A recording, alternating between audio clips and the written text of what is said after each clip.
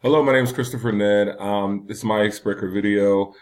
Um, so you ask what has been my experience with the learning research. I have none. Um, if I have any experience with learning research, I don't know. I was doing it without knowing.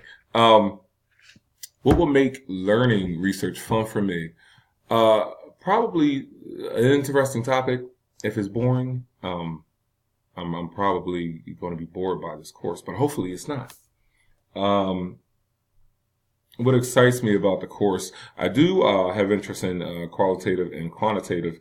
Um, what the difference between the two are. I have a few friends that have been talking to me recently about it, and they're more in depth. They're in their doctorates, and I want to know what they kind of are talking about. So this should be interesting to be able to relate finally. But that's about it. Have a good day.